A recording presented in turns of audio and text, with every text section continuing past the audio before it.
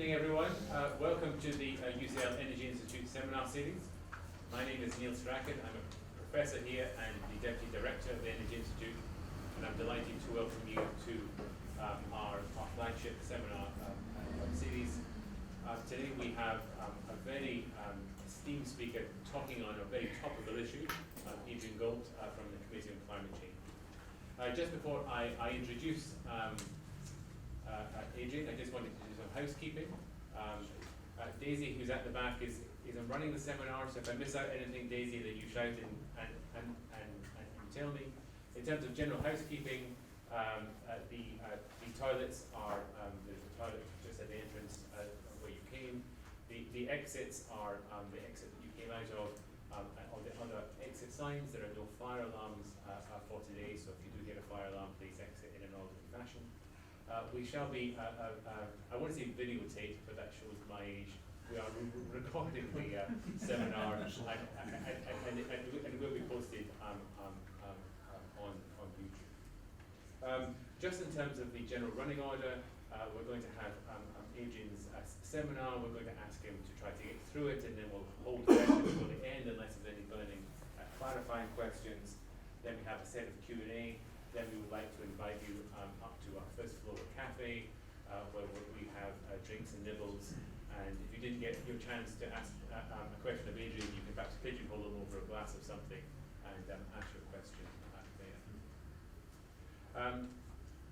Just to introduce our speaker and to introduce our topic, Adrian Gault is the Chief Economist of the Committee on Climate Change. And he's talking about meeting UK carbon budgets, what's needed to get on track. A very topical issue.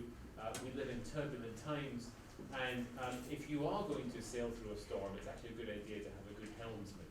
So we're very pleased to have Adrian, because he's been, I don't want to say he's been around a bit, but he has certainly been part of this energy carbon nexus in the UK for some time. He has been at the Committee on Climate Change since 2009.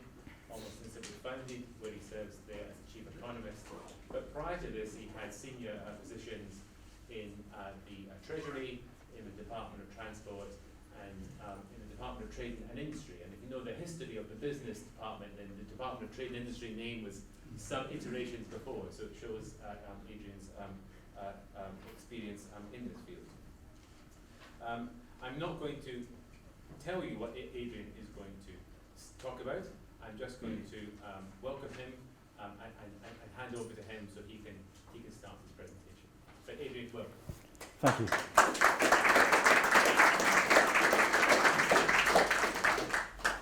Well, thank you, Neil, for that introduction. I ought to say right at the outset that I hope you're not here under false pretenses, because originally when this was set up, which is probably 5 or 6 months ago, the subject of the discussion was going to be basically, what's in the emission reduction plan from the government, and is that sufficient? And I'm afraid I can't talk to that exactly. I have no inside knowledge on what's in that plan and when it's going to emerge, but it didn't emerge to the promised timetable. So I'm going to talk more about what should be in the plan. Based on work that the committee did a year ago when we published our last progress report, with some updates for what's happened in the last year, to reflect back on what does that mean for what should appear, we hope, in due course. So in terms of the structure, I'll just say a little bit about the legislated carbon budgets, the scale of the challenge going forward. Then I've got a few slides on the last year, what's happened to emissions in the last year, and some other government announcements that have been made in recent times. And then I'll go on to the meat of it, which is what is needed to appear in that plan if we're going to be on track to the carbon budgets by sector. But no, I'm not going to cover every sector because I haven't got quite that amount of time. The fifth carbon budget was legislated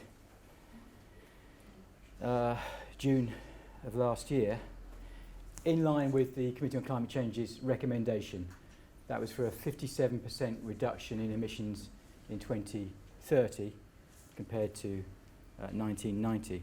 And you can see in this chart both the levels of the carbon budgets going forward, and that blue bar there is the fifth carbon budget. You can also see historical emissions, what's been happening, and then the dotted line going forward is the committee's view of the cost-effective path towards meeting the 2050 target of at least an 80% reduction in emissions. And that goes through our recommendation for the level of the fifth carbon budget. So you'll see that we're currently well on track, it would seem, to second and third carbon budgets, but then there is something of a gap in our view. I'll come to that in terms of government's projections of where we need to get to for the fifth carbon budget. Now that dotted line there is pretty much a straight line. That's the cost-effective path to meeting the 2050 target from where we are now. If we'd known it was a straight line, it would have saved an awful lot of work, because that is not the way the fifth carbon budget recommendation was constructed. The fifth carbon budget recommendation was constructed on a sector-by-sector basis of analysis of what do we think is cost-effective, sector by sector, on track to the 2050 target. And that goes much faster, for example, in the power sector than in the heat sector. So, although it averages out at what pretty much a straight line, it is not a straight line when you look in the sectors. And that by sector, it really reflects, different rates of progress, different views from the committee of what is the cost-effective, what are the cost-effective options going forward. Now, this is a committee chart from the progress report, our progress report last year, where the top line, solid line, is what's happening to actual emissions, and then a projection of emissions going forward in the absence of further low carbon policy. And you'll see, then I should say that Bayes' view at this time was that once they allow for existing policies, then their projection would be broadly at the bottom of that yellow chunk. So they allow for policy to come in, reducing emissions to that extent. And then the government acknowledges that there is a policy gap. We're not on track to meeting the fourth or the fifth carbon budgets. The committee's view of the gap is that it's rather bigger than the government's view, because we also assess the policies that government thinks are in place as to whether or not we think they're going to deliver. And we have some confidence in some of the policies that are in place, probably where they're funded, where they're of a regulatory nature. We're more confident that those will deliver. But there are other policies that the government is claiming emission saving from that we're not convinced will deliver with the policy as currently exists. And that includes some low carbon generation coming forward, for example, which we're not sure at the moment is going to come forward. If there's a contract in place, it would be in the green bar. But otherwise, where contracts have not been signed, not in place, some of that we'd have in that yellow bar. But anyway, so our view is slightly different to the government in terms of where we're headed, but the government itself acknowledges that there is a gap to meeting the fourth and fifth carbon budgets. So in our progress report last year, we set out what we thought were the requirements for the emission reduction plan, the Clean Growth Plan as it's now called, to put the UK back on track to meeting the fourth and fifth carbon budgets. And we set out something like 25 policy requirements across each sector of the economy.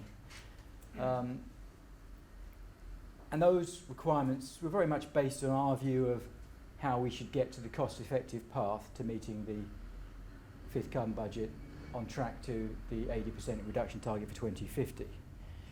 Now, government could choose a different set of abatement options to that, and we might or might not, we probably wouldn't have a problem with that. As long as if they put the measures in place, there were policy, there were political decisions there to be made about the balance of effort across sectors. As long as the measures are on track to meeting the budgets, then from the committee's point of view, that's probably okay. It may not be the most cost-effective path, but there may be other reasons for adjusting that policy path. We haven't as yet redone that chart in terms of the policy gap, and we will do so for our PROS report this year to update that gap for more recent projections, for what has happened in the last year. And I would note that in the most recent emissions projections published by BEIS last month, they have amended their view of the carbon gap in the fourth carbon budget period. And they've only said how it's amended for the fourth carbon budget period because their previous projections would only have gone that far. So they can directly make that comparison. We will look again at those projections when we come to the PROS report this June, and that may change our view a little bit about the size of the gap. These changes that BEIS have made are largely modelling changes. They're about changes they have made to assumptions about fossil fuel prices. They're about changes that they have made to the industry equations, for example. So they're not really policy changes that they've allowed for. It's much more about modelling assumptions that are being made, and those have had some effect in their view in closing that gap.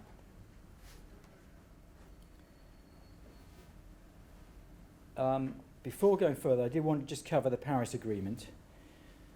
The 80%, the at least 80% reduction target, but the 80% reduction target for 2050 is based on a UK contribution to keeping the rise in global temperatures close to 2 degrees above pre-industrial levels. Now the Paris Agreement goes further than that, in as much as it also talks about, it says that the aim should be well below 2 degrees, that countries should pursue efforts to get to 1.5 degrees, and there is an agreed target within the Paris Agreement for global emissions to reach net zero in the second half of the century. We did provide further advice to the government last October on the implications of the Paris Agreement, and we advised at that point that we didn't think it was appropriate for the government to change its long-term targets, change the carbon budgets or change the long-term targets at this point. But that is an issue that we will keep returning to. On the basis of the Paris Agreement, those targets could only go one way. They could tighten. They're not going to get looser. But our emphasis at the moment is on the need for a strong emission reduction plan to meet that gap that we see. So for us, that's the priority. If measures are put in place to achieve that, strong measures are needed, but if they're put in place to achieve that, then that still leaves open the possibility to go further than that in the period later on towards something that's more consistent with the Paris Agreement. So that was the recommendation of the committee. So the analysis that you're going to see here on in, it's all based on still that overarching objective for 2050 of at least 80% reduction, which is around a contribution to a 2 degree C increase in temperature globally. Part of the reason for that also was the committee doesn't have scenarios for the UK that actually could achieve net zero emissions in the UK. We can get reasonably close to it. We can get to about 90%, something like that, in 2050, if every measure was pushed to its kind of strongest level that we previously examined, and they all achieved that high level of ambition. Then overall, and allowing for negative emissions from afforestation and biomass with CCS, then we can get to something like 90%. But we didn't feel, the committee didn't feel, that they were ready to recommend moving at this point to a stronger target than at least 80% when we didn't actually have means to demonstrate how that could be achieved. But this is a developing area of research and modelling work. So over the next few years, we do expect further work's going to become available. We should be able to understand this better. And it will be something that we will continue to come back to as to whether that target should be amended. just a few slides on what's happened in the last year. So this is a chart which is a Bayes chart. Just a week or so ago, a couple of weeks back, they published provisional emissions estimates for 2016. And those show a continuing reduction in emissions in 2016. And in fact, these are pretty big changes year on year. A lot of this is down to reductions in the power sector. There was a very big reduction in the power sector in 2015, another big reduction in 2016, and that's largely the closure of coal generation plant and less coal running. So it's partly then a move into gas. It's also over time a continuing increase in renewables, capacity build and generation from renewables. But that picture doesn't particularly alter our view of what was going on when we reported on this in summer of last year. So this is a chart from our progress report last June, and you'll see that the biggest reductions have been in the power sector. I mean, that's where the action has been happening in terms of emission reduction. Transport has been pretty flat. I think the level of emissions in 2015 is actually slightly above the 1990 level.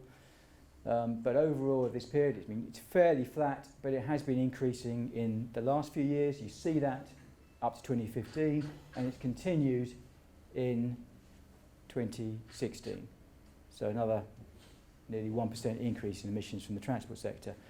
So this is despite vehicle efficiency improving, that's being outweighed by increases in car kilometres driven and vans. You see the huge reduction continued in power sector. Residential emissions went up last year. This is provisional data, preliminary data, so we have to be a little bit careful that some of these numbers may get revised. And there was a big reduction in the business emissions in 2016, but that can largely be explained by just that closure of that one steel plant. Over time, other than the power sector, there's not too much that's moved very substantially. I mean, industry is gradually moving, and this is reductions in output from carbon-intensive industry, so steel, cement, largely. It's not marked efficiency improvements. It's really that changing composition of industry. And there have been quite big reductions in waste emissions. But message from the report, our approach report last year was about the need going forward for emission reductions to move out from the power sector, and then there needs to be policy in place to produce emissions reductions in other parts of the economy. Meeting those longer term targets is not going to be possible simply through decarbonising power. It needs to move into the other sectors.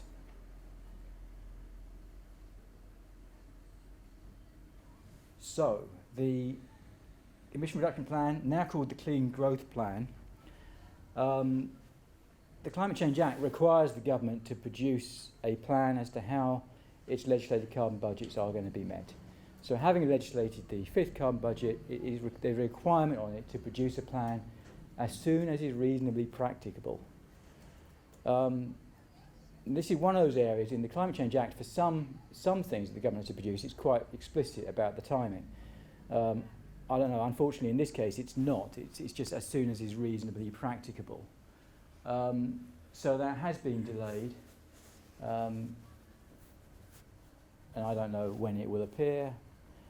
Hoping it appears fairly soon, because we have to do a progress report by the end of June. There's a statutory requirement on us to do a progress report. At the moment, that progress report is simply going to be based on last year's data in terms of emissions changes and a few things that we can say about policy, but not very much. The whole point of this progress report, with the way we set it up, it was going to be very much about the Clean Growth Plan and is that sufficient. If we can't do that this year, we will produce it as soon as we can. We'll produce it when we have a Clean Growth Plan to respond to. So that might be outside of that progress report timetable, but we will produce the report to Parliament when we can do it. there has, of course, been the green paper on industrial strategy, and it is worth looking at that just in terms of what that says and whether that gives some hints about what the government's worried about and what are the issues, and it clearly does give some idea. It does restate, and the government has been very clear about this on a number of occasions, in absolute commitment to the Climate Change Act and to meeting the carbon budgets. One of the first things that the new government did last June was legislate the fifth carbon budget at the level that we'd recommended. And it does restate very clearly that it's going to do that. It's going to meet these targets. One of the 10 pillars in this document is about delivering affordable energy and clean growth. And it's pretty clear when you look at the strategy there that the government doesn't think that energy prices and the impacts on industry have had as much priority as they should have done. And the government commits to reviewing the opportunities to reduce the cost of achieving the decarbonisation goals in power and industry. So DEC and BEIS, having dropped their annual report that they used to produce on energy prices, now government's recommitting that it's going to have to do that kind of analysis. And it's going to look further at achieving the goals at lowest cost, which is fair enough. And there's a commitment in the document to the need to move as far as possible towards use of the market to deliver the goals at low cost. So there's a de-emphasizing or a continuing de-emphasis on subsidies going towards renewables. The emphasis is now much more on use of the market and the need for the private sector to deliver at lowest costs. It's not quite clear how that's going to be done, what the mechanisms are. So in the power sector, these are basically the emissions reductions that reflect the committee's work on the cost-effective path. So by 2030, compared with, that's 2015, it's a huge reduction in emissions from the power sector. Coming from two sources. One is the emissions intensity, which we believe needs to fall to something under 100 grams per kilowatt hour of generation by 2030, whilst coping with an overall increase in demand, partly attached to higher population, more building stock, but also other elements of decarbonisation from expansion of the use of heat pumps and electric vehicles. In terms of the emissions intensity, we'd like to see the government committing to something like that level of new low carbon generation going forward. What is that? Yeah, that's right, it's new low carbon generation. So in effect, we'd like to see the government setting out what its ambition is for 2030. So it's had the levy control framework through to 2021, but beyond that, there's not a clear picture from the government of what it is that it's expecting from the generation sector to be consistent with its carbon goals. We'd like to see that laid out. It's now clear that the mechanism for the level of funding going towards low carbon generation will not be the levy control framework. The government has said that that's going to be amended. There's going to be a new framework of control for that spend or that requirement for low carbon generation. We don't know anything about what that means as yet. We'll wait for that towards the end of the year. But we'd like to see it consistent with that kind of requirement for low carbon power going forward. Alongside more work, more requirements for flexibility, and we will publish with our progress report this year some further work we've been doing on the kinds of indicators that we think would be appropriate in terms of what we think is needed for power sector flexibility going forward. We'd also like to see carbon capture and storage go forward. And a little bit more on that.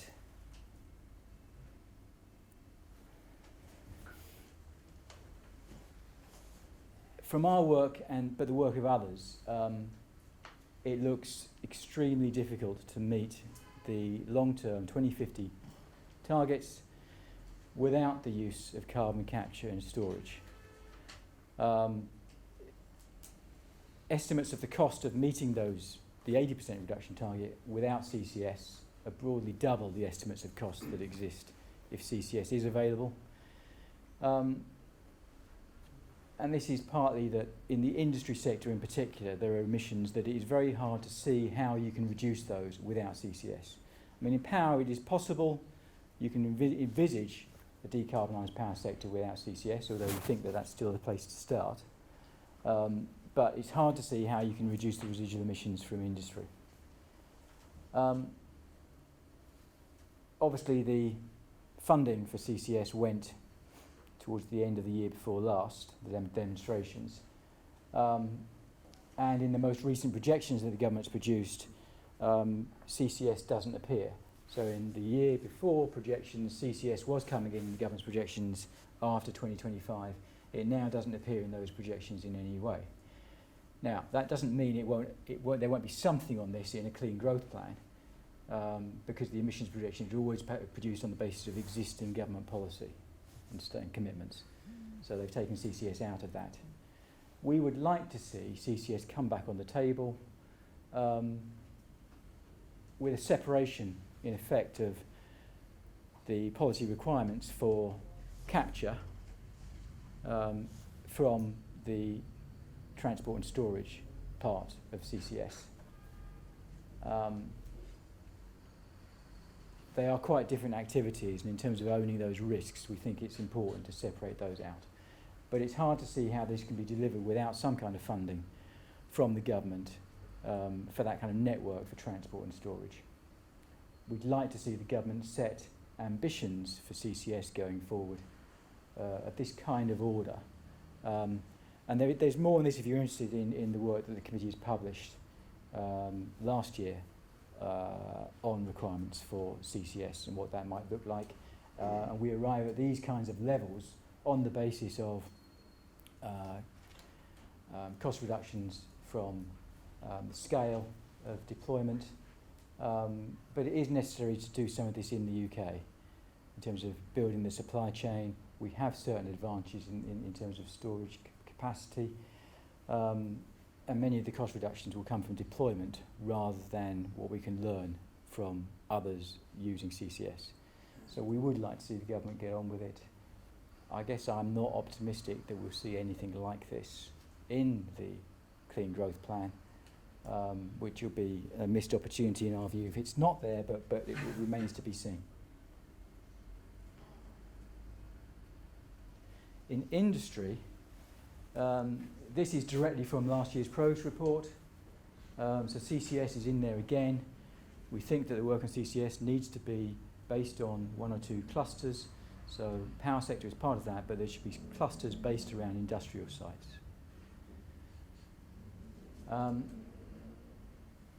The government's done quite a bit of work on roadmaps, looking at decarbonisation options for some of the most energy-intense sectors, industries in the economy. Those have not yet been translated into action plans for how those reductions are going to be achieved. We'd like to see those action plans emerge with policy to back those requirements up, and we'd like to see that approach extended into other industry sectors so that we start with the kind of roadmap approach of trying to understand what the options are in each of those sub-sectors. Again, I don't think there's been much response from government as yet to suggest that that is on the table, but the action plans should be taken forward at some point. We think there needs to be greater emphasis on uptake of low carbon heat and framework for industrial energy efficiency going forward. Reporting mechanisms have been on the table with the government for some time, and we await further consultations from the government on that topic. In transport, that chart simply shows the central scenario in the committee's work for emissions from transport from 2010 going forward through 2030. So these coloured blocks are reductions from a base projection, reductions from a business as usual projection. That's where we see the potential for reductions through to 2030. And a lot of that is coming through improvements in conventional vehicle efficiency and the adoption or the uptake of electric vehicles. Similar kind of chart or approach to the power sector, where we try to break down what this means in terms of changes in emissions intensity, changes in demand, and then the measures and policies that needed to support those changes. So in our view, we should be aiming, the government should be aiming for something like 60% of new cars and vans to be electric. So not the stock, the new sales in 2030. That would mean if that was achieved, then something like 30% of the stock would be electric vehicles. But also still scope for further substantial improvements in the efficiency of conventional vehicles. Now, this is currently driven by the EU, by standards for new cars and vans. So we don't know how that's going to be achieved going forward, whether the UK will be part of that kind of agreement, or whether we would set our own stretching targets for conventional vehicle efficiency. It makes sense that we should be setting the same targets as the EU is setting. This is an international market. Manufacturers are not going to be making cars purely for a UK standard. Brexit's unfortunate in a number of ways. It's unfortunate that the UK voice will not be as strong within the EU in terms of achieving stretching standards going forward. But if we're not part of well, clearly won't be part of the EU, then we need to have our own stretching standards going forward. For electric vehicles, there's currently new car, new van grants that are available. We see a need to continue those grants beyond the current end date, so they should be continuing into the early 2020s. We do see the need for those grants to reduce and potentially won't be needed second half of the 2020s. But so long as EVs are more expensive than the conventional alternative, we think there is a need for those policies to be continued. It would be helpful if the government was to announce and state that it was committed to that kind of approach. Aviation strategy, in the light of Heathrow and other things that are going on, we do think that the government needs to set out a clearer strategy, a clearer plan as to how aviation emissions overall are going to be kept to 2005 levels. So the planning assumption that we make in our work when we recommend carbon budgets has always been that the 2050 emissions for aviation will be kept to the level of 2005 emissions. That still allows a very substantial growth in air traffic. But in the light of the Heathrow decision, we think there is more to be done about setting out a strategy of how demand will be kept to that kind of level, 60% increase from current levels, consistent with keeping emissions down. So there's a lot of efficiency improvements still possible from aviation, and that allows some demand growth whilst maintaining emissions at 2005 levels.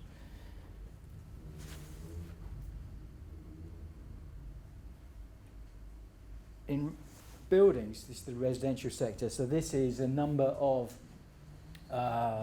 cavity wall insulation, solid wall insulation going in to the residential building stock, 2008 through to 2012, and you'll all know this huge reduction to post-eco with the Green Deal, and the Green Deal now abandoned. So need for clearer policy going forward about improving energy efficiency of the building stock. And you'll also see a number of heat pumps that are going in. It's extremely low. It's nowhere near the kinds of levels that we have got in our trajectories, certainly through the 2020s. So again, we think there is a need for reform of the policy framework around low carbon heat. I'm happy to talk more about that. But there's also limited progress when we look at the energy efficiency of commercial buildings. We looked at this as part of a report we did on low carbon heat last October with the help of UCL colleagues.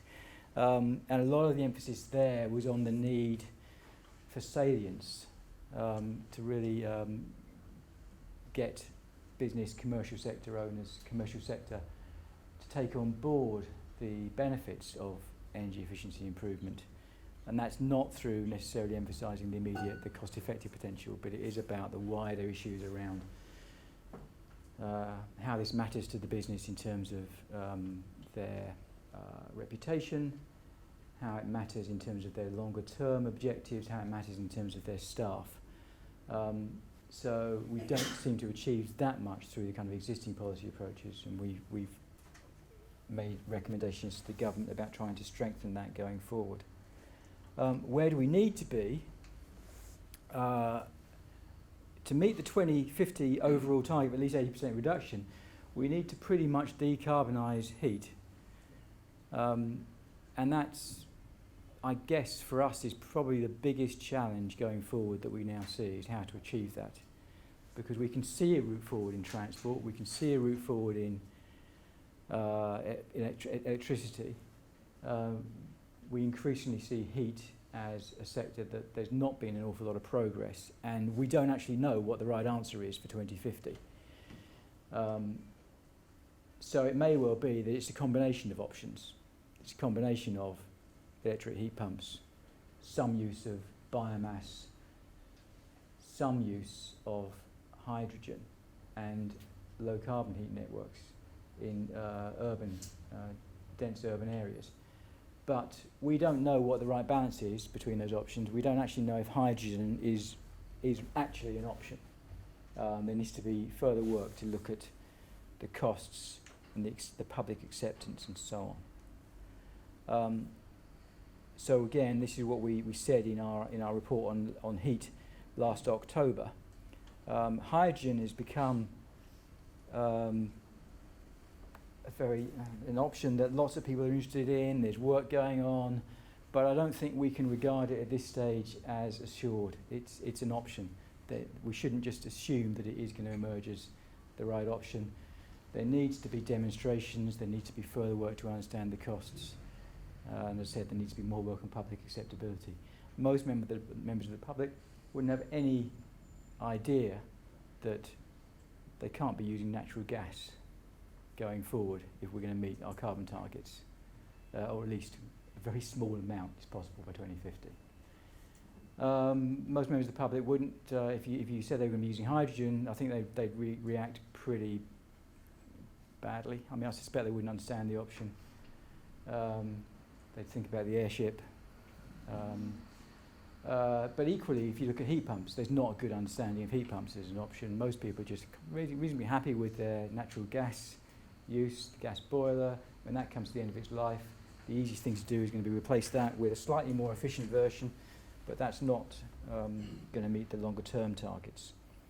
So our basic recommendation last October, and we hope this is what we see the government taking forward, is further work to understand these options around hydrogen and understand options around heat pumps and take-up and how to encourage that. But in the meantime, there are things to get on with which are low cost and make sense. Wherever we end up in terms of the balance of options, it makes sense that loft insulation, cavity wall insulation, goes forward in the areas where that's missing. I forget the exact numbers, but I think there's still 4 million lofts that could do with a loft with the top-up insulation. There's still cavity walls that need to be insulated and won't be insulated in the next few years on the basis of the current government targets or plans. We need to avoid building new buildings being built to a standard that would mean that in years to come they're going to need retrofitting to improve their energy efficiency. So the government moved away from zero carbon homes, and we think that kind of policy needs to be reinstated. So those for us are low cost, sensible things that you should be doing in any kind of scenario, any sensible scenario for where you're going longer term. Heat pumps, for us, we think that heat pumps are cost effective in some households off the gas grid. So rather than electric heating, rather than oil heating, not in all those buildings, but in some of those buildings, heat pumps are a cost effective option now, and getting on with that and building the supply chain for heat pumps and building the understanding of the option is sensible now. We don't have to make a decision that that's the way forward for the gas grid houses, but we should be building that option now by that kind of those kinds of installations going forward. Government should be exploring hydrogen as an option. They should be thinking about pilots and so on. But hydrogen as an option is also not on the table in low carbon terms unless there is capture and storage. So it's another reason for the need to be taking forward CCS. We're not saying that all of this needs to be settled and plans laid out in the emission reduction plan, the clean growth plan. But we would like to see the government kind of accepting the principles of what is required and setting out some kind of timetable going forward for how the evidence base is going to be improved and how it's going to put itself in the kind of position that a decision on an improved decision on the basis for what's required in the 2030s and 40s can be made in the mid-2020s. Because that's the kind of timetable we think is necessary to get things in place so that from 2030 onwards you can start rolling out whether it's hydrogen, heat pumps, district heating. But we're not in a position to make that decision now, but government needs to get itself in a position that it can do that. Now, there is some encouragement there in a speech that Baroness Neville-Roth made in December that suggests that they have a similar kind of view about the need to improve understanding of these options. But I couldn't find anything that goes beyond that kind of quote. So we'd like to see more set out on this within the Clean Growth Plan.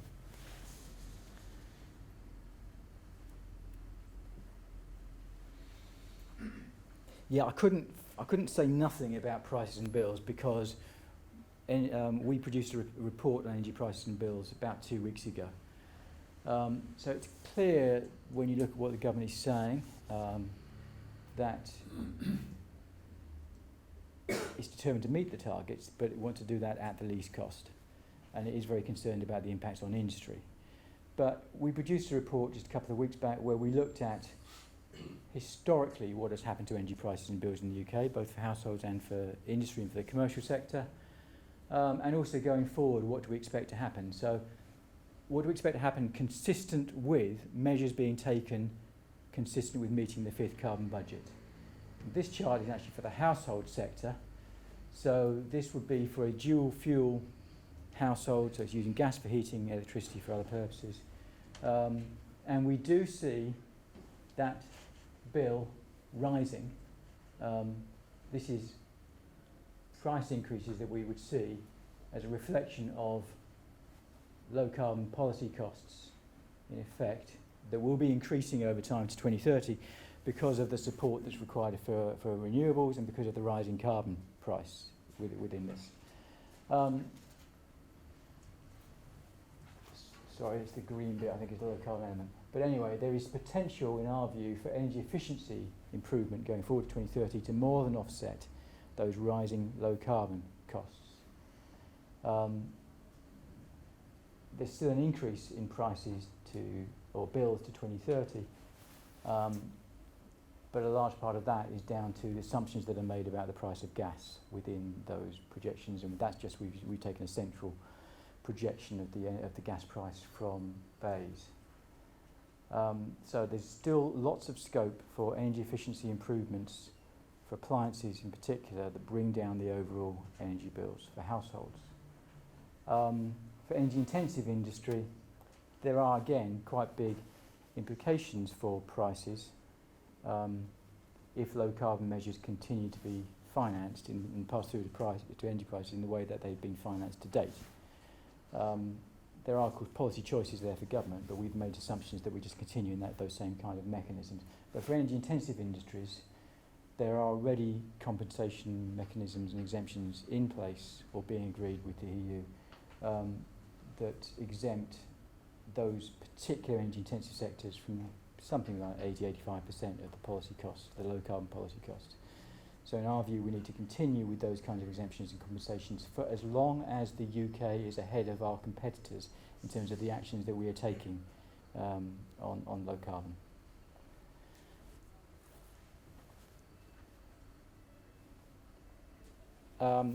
This is just a final slide as kind of indicator of the kind of thing that we will do in the PROS report this year. If we're able to have if we have a clean growth plan to respond to. So if it's not in the PROS report, it would be at a subsequent date. And this is just dummy data because we don't know what's in the clean growth plan. But in effect, we have kind of policy charts, policy gap charts like this for each of the main sectors of the economy, where we have that projection of emissions without policy actions. We have the kind of current actions from the government, and then we have the policy gap. So our intention will be to look at the clean growth plan and assess how that has changed, that assessment in 2030. Have measures been put in place that move some of that yellow block to a green block that we're more confident in delivery? Have measures been put in place that start to tackle or close that policy gap, which is that red chunk? So we're thinking about this kind of presentation to illustrate sector by sector a kind of updated view of closing the policy gap. But as I say, that's just complete fiction in terms of those particular numbers or blocks that are shown there. And that was where I was going to leave it, and I'm very happy to take any questions.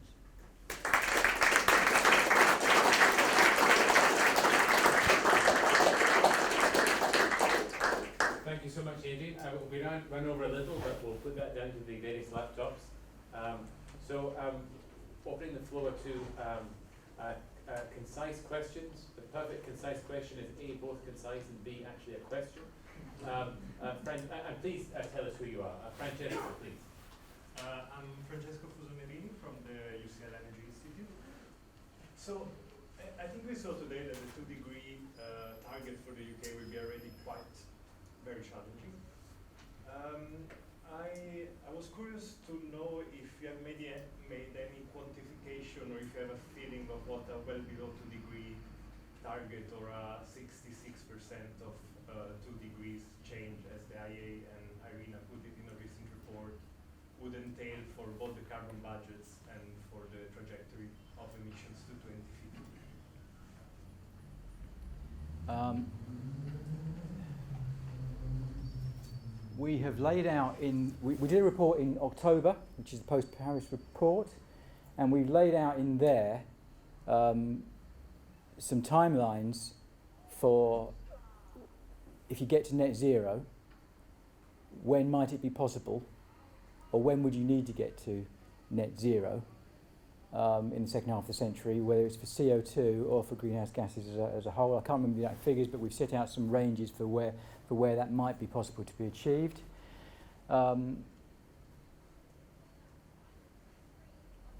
We don't think that implies that you need to get to 100% reduction in 2050. It's later. But consistent with 1.5 degrees, we've got those kind of timelines in the report. I just haven't got those numbers in my head. But we're also looking at potential to achieve something like, in our scenario, something like 90% reductions in emissions in 2050. We've also done a report recently for Scotland.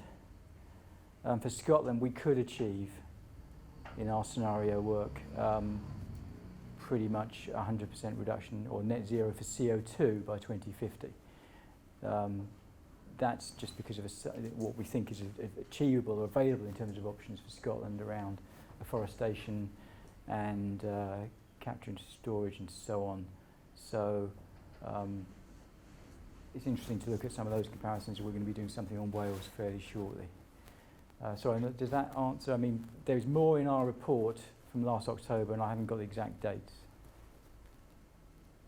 I'm not sure whether that's an argument for independence or unionism.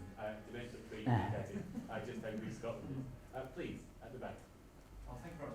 Peter Jones, Centre for Transport Studies in UCL. If you look at it the way around in terms of our changing consumption patterns, so you take out the CO2 from exports and put in the CO2 from imports, does that look totally different, or are we still trending the same sort of way? It looks different.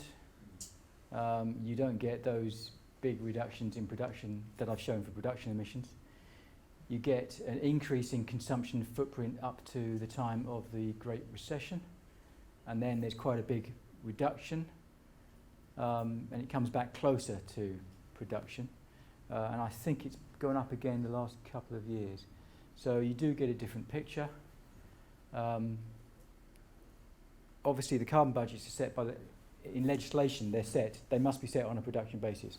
You know, we have looked separately at that kind of comparison, and we think it's important that government continues to look at that comparison on consumption emissions. But we think that continuing to set the budgets on production emissions is what's appropriate. That's what the international framework is. And there is much more uncertainty about the estimates of consumption emissions, just because of the assumptions about what that you have to make about the supply chain and the different countries involved. But you do get a different picture. Yeah.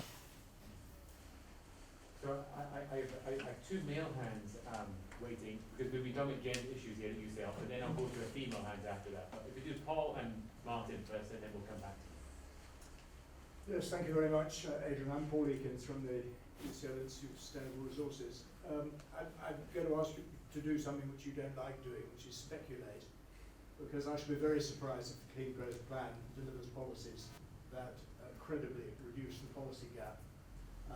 It's not least because of the government's stated preference for market-based solutions. Do you see anything on the horizon that could deliver market-based solutions on the scale that one would need for the fifth carbon budget going forward? I find it very difficult to see how it's going to be done through the market. When we need changes outside the power sector. I mean, I can envisage continuation of the contract approach in the power sector, and those costs being passed through to electricity prices. That still could be a market-based. It is potentially a market-based mechanism where you're auctioning those contracts to achieve the lowest cost generation. So I can still imagine that going forward. Unfortunately, the government has ruled out certain options around onshore wind, for example, where there isn't really a route forward at the moment. In other sectors, it's hard to see how you do it purely through the market. I think it's difficult to see CCS purely through the market. It's difficult to see how you take heat options forward without some government intervention. So I think no, I don't see it. Martin Haig from UCL-Energy team. I wondered about sort of internationalisation of this. I thought the Paris Agreement also has this idea that every country has to submit a 2050 plan, and I just wondered what we were doing, whether your actions were going to, your work was going to be the plan, whether the government was going to do a different one, or what the UK is generally going to do on that. And I thought I'd heard a few other countries starting to say they're committing to be net zero by 2050. Now, I'm sure they've probably not done as much work as you have, but I just wondered whether with more of these plans emerging from 2050, whether you'll be sort of looking at those, and in particular, if Britain is more constrained than the world average, would you be looking to open it up more to sort of offsets? So I think that some of the commitments that have been made by other countries for 2040, 2050 still see them using offsets. So I think some of them are talking about net zero, but using offsets. In other cases, they may have different options. Around afforestation or whatever it is, they may have different options to us. So we certainly think it's important to track what's going on, to look at those options, look at what others are doing, and for us to do more work on going forward on how the UK could achieve net zero. We are doing more work at the moment on potential indicators for the greenhouse gas removal technologies. So again, I would expect some of that work to appear in our progress report in June, in terms of what do we think government needs to be doing to take forward some of those options to understand them better. But at the moment we don't have that evidence base to say exactly what can be achieved. Some of those options they're not at a stage of deployment. They're kind of they're in the lab or there's not much evidence on how much they will produce. So we think that work needs to be done, and we can learn from others. That may mean that the UK does end up in a different position to others because of the options that we have available, but we don't understand that fully at the moment. So do you have a question here? Hi Adrian, I'm Becky Gordon from the House of Commons Space Select Committee. I'm going to ask this question in context of vehicles, but it could easily apply to other energy-using products. You talked about the fact that projections for transport reductions are dependent on EU policies, and that the UK's historically been a pusher, a stronger climate ambition within the EU. If we come out of the EU, well, we are coming out of the EU, and we're not able to influence ambitious road transport emissions reductions policies in the UK. And manufacturers are obviously not going to want to produce two cars, one for the UK and one for, say, France. Are you concerned about how that might limit what we can actually achieve, even if we have ambitious standards in the UK, that we might not actually manage to get the vehicles on the roads, or indeed other products done because manufacturers don't want to produce two separate ones? Yeah. So in that kind of situation, we certainly want to be setting targets for the UK standards that are at least as tight as the EU. We don't want to be in a position that we're being dumped with the worst vehicles. But then we might want to think about what are there policy mechanisms that we can use in the UK that would supplement those standards and encourage manufacturers who will be there'll be a range of vehicles, a range of standards that are being made, but would encourage those manufacturers to sell more of those cleaner vehicles, the ones at the cleaner end, in the UK. So that might be things around tax policy, but we haven't looked in depth at that. But yes, you would be worried if those standards are not being set at the kind of level that we've assumed here. So, did you have a question earlier? So we have to ask Bob because we use his laptop. So we have 1, 2, 3. So we'll do 1, 2, 3, and then we'll see how we have the time. So please. Oh, we can. Okay. Yes, please. Hi, I'm Clara. I'm from George from Elementor. I've got a bit of a specific question, so sorry if it's a bit too detailed. It's about the decarbonisation of heat and use of heat pumps. I noticed that you're recommending to install heat pumps only when buildings are not connected to the gas grid. I guess my view is interesting because you're also saying that new builds should be built to such a standard so they don't need to be retrofitted, which for me means effectively net zero energy, because World Green Building Council says that all new buildings have to be net zero energy by 2030, which is pretty close. And I wanted to understand your point of view of kind of recommending that all new buildings, could be using heat pumps. I think firstly, we're not recommending that you don't put heat pumps in buildings on the gas grid. Okay.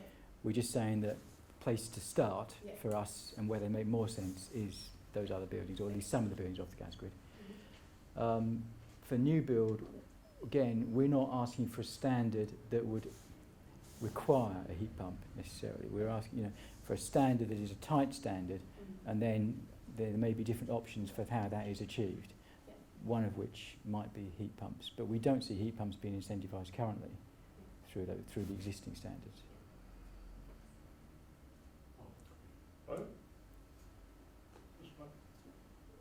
One of the most gripping talks I've had the pleasure of sitting through for a long time. One of the things I picked up on was the apparent failure to communicate the implications of the 2050 target to the UK population at large with sufficient clarity to avoid shock when those implications become apparent. Is this something that the CCC has done any work on? Have you done any work, for example, on how one might go about communicating the excellent work that the CCC is doing in words that could be absorbed, in words that could then be communicated through the normal organs of public communication? The Archers, for example. I mean, do you envisage a kind of an Archers episode? Okay. No, I mean, we're not funded to do the kind of work that I think is required for a big campaign on communicating to the public, whether it's about heat pumps or other requirements. Yeah, I mean, we are required in the Act that we should try and take account of public views, but you know, we're just not funded to do the kind of communications that's required here, and we really think that's a job for government. I think the government should be doing that. I am aware, I mean, we've done a couple of exercises with ScienceWise, very, very small scale, where we talk to members of the public about decarbonisation, and that included one project where we actually talked to them about heat and got a variety of views about acceptability of different options. And we found from that work, we haven't made a huge amount of it because it's such a small sample that we have to be really careful with it. But from that tiny sample, we got a whole range of views, but we did get quite a lot of members of the public who really had no understanding of heat pumps or other options when they started. We went through a kind of communication exercise to tell them about different options, and at the end of it, we got views back that for some of them, they quite understood, and why wasn't the government communicating this kind of thing, and that those options sounded to them quite attractive. Of course, we weren't facing them in practice with the costs of the heat pump. But we got partly a kind of response that if the government was really serious about these targets, it should be communicating them to the public, because actually by not doing that, people think they're not serious. Yeah, but there has been much more work by UKIRK, I think, in this kind of area about communications, and that's worth looking at.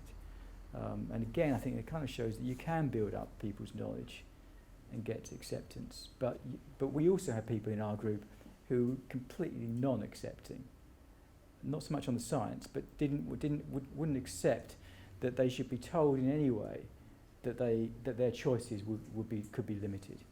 You know, they're familiar with the gas boiler, and that's what they wanted to continue using. James from the Royal Town Planning Institute. Thanks very much for the presentation. I was wondering whether, so your projections for continuing decarbonisation in the power sector, do they take into account that presumably we're going to have to massively ramp up generating capacity in order to transition from a kind of fossil fuel-based transport sector to one that's primarily electric vehicles? Does it kind of take that into account, and does that in any way counteract the kind of, you know, the recent dip that we've seen in emissions from the power sector? Our overall projections, yes, they do take account of the fact that there's a need for more capacity for electric vehicles and for heat pumps, and we build that into our projections of capacity going forward. But that then impacts on the rate of build that's necessary. But again, most of this has got to be low carbon build, so most of it's got to be renewables, nuclear, yes, some gas generations, and in particular some gas capacity is still there in 2030. It's just not running very much. Okay, so we're going to do the last quick round of questions. See a hand there. Did I see a hand in the front? Do you want to ask a question, Matthew? Sure. And we have, so we're going to have 4 quick questions. If we could do these 2 first, and then we'll do these 2, and then we'll finish. So you need to do 2 questions at a time. So Can I remember them? How connected are you to the climate change predictions, particularly in the ocean? Sorry, you're going to have to clarify that a bit more as to what you mean. It's usually assumed that climate change is mainly a phenomenon of the atmosphere. It's now known as mainly driven by the ocean. So, are you factoring that in as to the direction we need to change policy to target ocean activity or industries affecting the ocean, pollution? No, our work has been much more on emissions. I'm not sure that we've focused on oceans, other than there's a kind of separate. We do have an understanding of the science that's feeding into the projections of temperature change going forward, and then we have an adaptation subcommittee, which is very concerned about sea level rise and so on, where we make separate recommendations about what's needed in that kind of sphere. So I'm sorry. We might need to take that separately. Glass of wine follow-up question. Please, the gentleman here. Hi, I'm Kieran Joe from Green UCL. I was just wondering if you thought that there should be a stronger role for the committee in helping to design good policy, and particularly as an example of the differences between the Great Britain RHI scheme against the Northern Irish version of the RHI scheme, and how damaging that's been to have lots and lots of headlines about botched green energy scheme. I wonder what role the committee has in helping to design good policy as well as policy in a certain direction. Yeah, so if the government comes to us and asks us to do something like that, we'd be very happy to do it, subject to talking about the resources that we need to do that work. And there are times when the committee has felt although it's not being asked to talk about policy so much, there are times when it's felt it absolutely has got to say something about the policy framework. So, for example, on the power sector, the committee did a lot of work on the need to change the contracting system, the system for the power sector, and then the government took that on. Then on things like RHI, more recently we said in October that we thought that scheme needed to be amended, and it would be helpful if it was amended to provide an upfront subsidy rather than a continuing payment over time. So, there are times when the committee feels it has to say that, but we don't get into in-depth design issues unless we were asked to do so by the government. There's certain things that we think are so important that we have to say something about them. We have a penultimate question, please. It's certainly a glass of wine question, but John Elkington, a visiting professor. You're not only an economist, you're a chief economist, Adrian. And my question is this. I've tended to see, with certain honourable exceptions, Paul here, Nick Stone and so on, economists as a lagging indicator of change. How do you see your discipline picking up on climate? I mean, do you think we're making some progress there? I hope so. Yeah, I do see some progress, in as much as if you compare the amount of analytical input in government that's going into these issues and understanding these issues, compare what's going on now with 10 years ago. Despite cuts that there have been in government departments, the analytical input probably is bigger in numbers at the moment than it was 10, 15 years ago.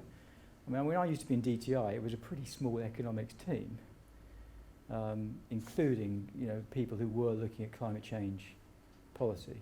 But all of that effort could well cancel itself out. Well, but now, I mean, there is some use in the fact that the new government department has brought industry and energy together in one department, so there's potential for greater integration. I do think that we have improved, but at the same time, I wouldn't claim too much for the economics profession. For economics, in CCC, I'm chief economist, but I head a team which is multidisciplinary. I mean, there are some economists, but there's also operational research, scientists, people who've done the kind of environmental technology type of degrees. and actually the number of economists that I head is lower now than when I first moved to the CCC, because when CCC was established, it was the easy thing to do was to bring in government economists to set it up quickly. And actually, more recently, we've moved a bit away from that. We still have government economists, but we have a variety of other disciplines as well, because there's been time to recruit differently, and we've got a wider set of skills. We do have 2 quick questions. You did have your hand up, please. Yeah, hopefully an easier one to kind of slightly end. David from Sandbag. We've been on a year kind of process of decarbonisation for a few years. When you look at the 5th carbon budget and you're talking about policymakers and the kind of public about how we reach that, how would you characterise that? Is that the kind of the path we've been going on of slowly increasing our efforts on decarbonisation?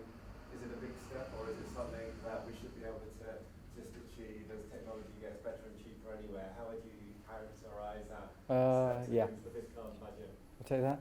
I think it's a big step. I think what we've achieved over the last few years, a lot of that has been through other things happening that weren't actually particularly low carbon policy. There have been changes. In the power sector is a great example. I mean, there have been changes there, but then a lot has been achieved there, and hopefully more will be achieved. But in other areas, there hasn't been such a big policy shift. We're on track to meet the 3rd carbon budget, but we've had, a huge reduction in emissions that's purely down to the recession. So if you look at the carbon budgets, there's a big step change in level between the 3rd and the 4th. And we're not on track to achieve that. Those policy measures are not in place as yet. So I do see that as a huge challenge. And meeting the kind of challenge on heat is a different order, I think, to what's been necessary in the power sector. So final question, Matthew, say something on macroeconomics just for a moment. I'm Matthew Winning. I'm one of those economists from the UCL-Energy Seminar. We should have taken that question last. It was much more fun. Mine's just on. I know a lot of the previous CCC analysis is kind of focused on the difference between traded and non-traded sectors, and in light of Brexit, do you think that's going to affect your analysis? I mean, are you putting anything in place in terms of what happens if we leave the EU emissions trading scheme? We will have to put things in place and think about it further. We don't know at the moment whether we're going to be in it or not. And there's no real signal from government about that.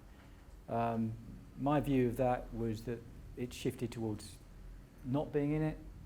So when we first had the vote, I thought could still envisage that we'd be part of it, but subsequent statements and not being prepared to be subject to the European Court of Justice, that kind of jurisdiction, that would suggest it's more difficult to be part of the EU ETS, I think, but it still remains to be seen. There's a lot to negotiate.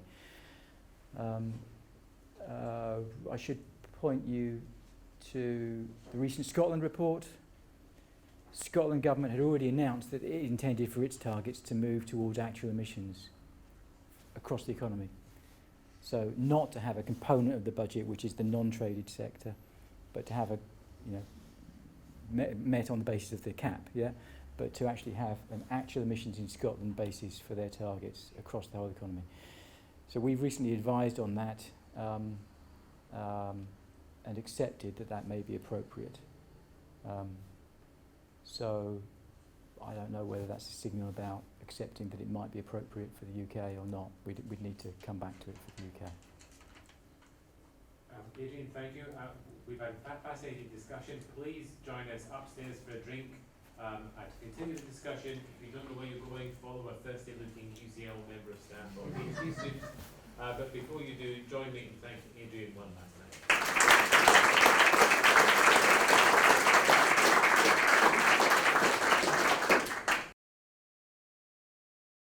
Be amended, and it would be helpful if it was amended to provide an upfront subsidy rather than a continuing payment over time. So, there are times when the committee feels it has to say that, but we don't get into in-depth design issues unless we were asked to do so by the government. There's certain things that we think are so important that we have to say something about them. We have a penultimate question, please. It's certainly a glass of wine question, but John Elkington, a visiting professor, you're not only an economist, you're a chief economist. Adrian, and my question is this. I've tended to see, with certain honourable exceptions, Paul here next to him and so on, economists as a lagging indicator of change. How do you see your discipline picking up on climate? I mean, do you think we're making some progress there? I hope so.